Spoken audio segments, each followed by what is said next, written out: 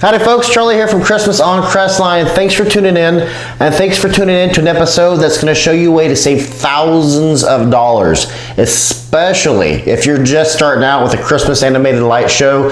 Don't do what I unwisely did 7-8 years ago when I first started my animation.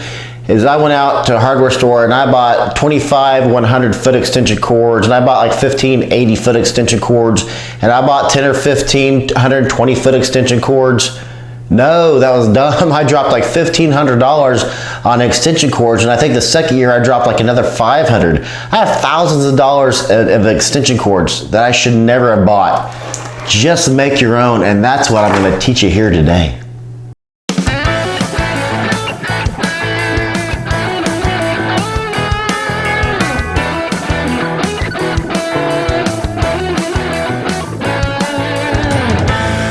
When my wife was gracious enough to allow me to start an animated Christmas light show, because it is a family decision, because you have the tour buses and the foot traffic, and sometimes if you're getting home late from work, it's a bit of a journey, I'll say, for lack of a better expression, to get inside of your own driveway.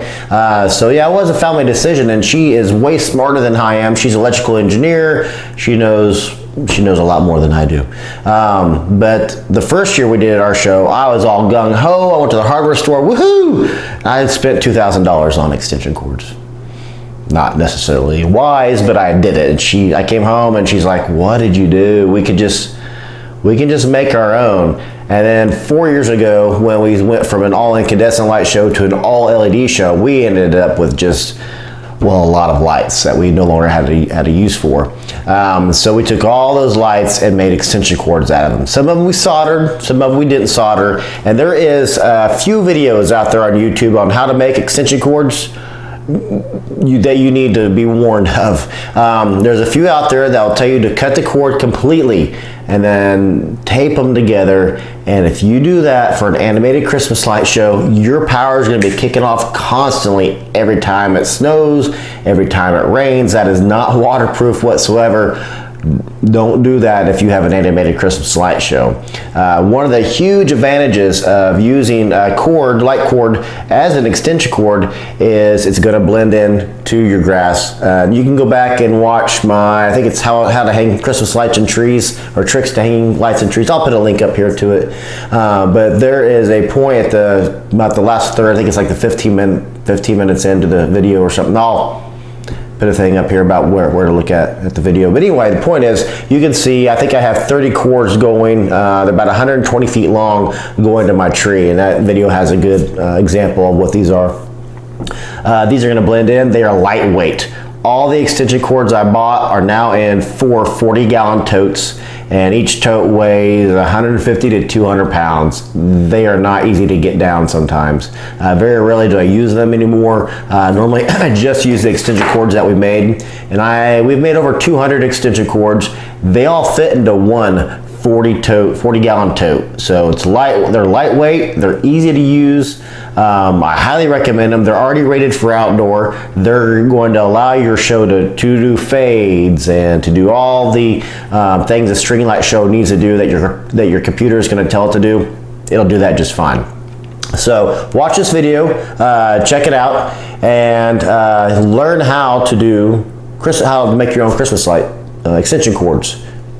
They're awesome. Trust me, it'll save you thousands of dollars. Check it out. Okay, everybody, here we are, and we are going to cut you some cords, or at least I'm going to show you how I cut my cords. So I start with this end, and I pull up the first light, and you can tell that there are 3 wires connected to this light. I'm not going to cut that one. I'm going to go to the next one. So I'm going to take this light instead, and I'm going to cut right there.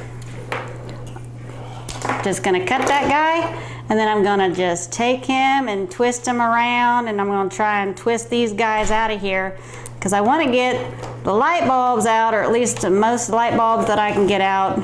I'm going to leave a few of them, obviously, like this one I'm going to leave, and there'll be a few other ones that have 3 strands. But it's pretty easy to do. It's just a little time consuming. You just want to unroll the lights, or at least the wire that has the lights on them, And this is just something that we've done with, like, if you have a strand of lights that not all the lights work anymore and you were just going to throw them away, this is something that you can do with those to repurpose them and make an extension cord for the lights that you are going to use. Or if you're switching from incandescent lights to LED lights, you can do this to your incandescent lights. That way you still get some use out of them. There we go. When you get to where it's too tangly, you just snip it off. Just snip it off, discard, start over. There you go. This is something that you can even have the kids do if they want to help do something for your Christmas light show, if you have a show, or if this is just something that you want to do for whatever. It's easy enough, even the kids can do it. Just have to make sure that they don't cut the wrong wire. And then you'll come to another one that has 3 of them. We're going to leave that one, so we're just going to cut this guy off, leave him, go to the next one, who also has 3. So we're going to leave both of these.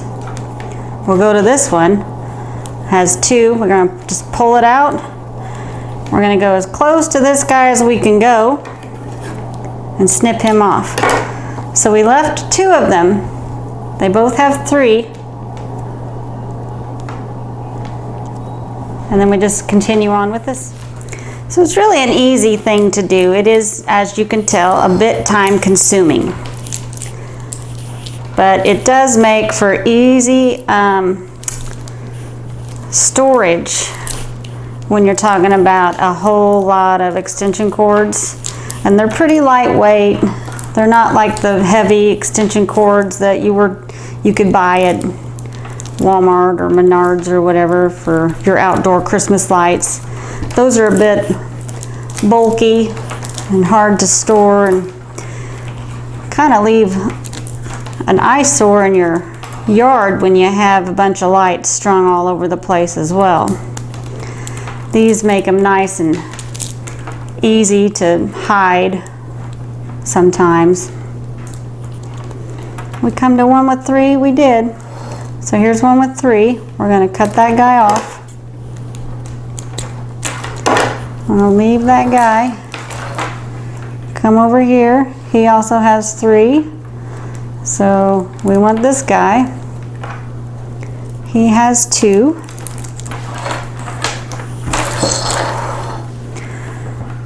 So this guy has 2. We're going to go over here as close as we can to this next light bulb, and we're going to cut that guy off. So we left 2 of them. They both have 3. We're just going to continue with this guy now. That should be the last of the ones with 3, except for the one at the very end. He should have 3 as well. Getting close to the edge. So there's that guy. And then he has 3. So this is our last one. We want to just cut this strand as close to this light. There we go. So what you end up with is a cord that you can use as an extension. It has a couple of lights left on it. I'm all sorts of tangled.